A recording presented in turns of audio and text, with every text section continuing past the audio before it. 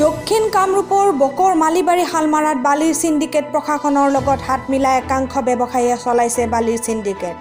মালিবাৰী বজাৰ সমীপত জলজলি নদীৰ পৰা মেচিন চালিত নাৱেৰে পুঠিমাৰী হালমাৰা নদীৰ পৰা দৈনিক বালিৰ সিন্ডিকেট চলাই আহিছে একাংশ ব্যৱসায়ীয়ে। উল্লেখযোগ্য যে মহলদাৰৰ নেতৃত্বত এনে সিন্ডিকেট চলাই আছে বুলি গাঁৱৰ ৰাইজে অভিযোগ উত্থাপন কৰিছে।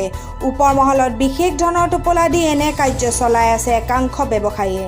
মূল কথা হ'ল যে কাৰ নেতৃত্বত চলিছে এই বালিৰ সিন্ডিকেট, কোনে খাই আছে বালিৰ নামত হেজাৰ হেজাৰ টকা, কোন জড়িত আছে ইয়াৰ লগত, চৰকাৰে ইয়াৰ উচিত তদন্ত কৰিবনে? ২ নং মাকেলিৰ পৰা শ্ৰীবাস ৰয়ৰ ৰিপৰ্ট, জাগৰণ লাইভ 24x7 অসম।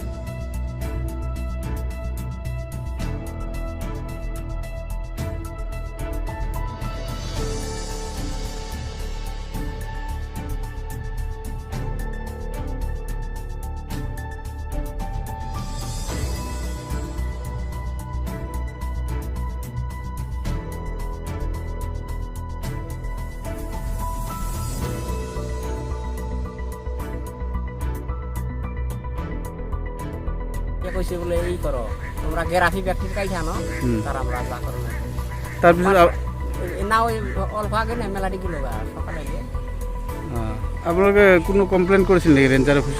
করা আছে। কি কয় হেতে? কৈছিলে গ্রাফি বিলাক কাটি আনো, আমি ব্যবস্থা লৈছো। ইহঁতে নাহে? নাই। কিমানবাৰ কৈছে? ফোন কৰি কৈ আছো তাৰে নদীৰ সিপাৰৰ পৰা কোনো একশন নলয়।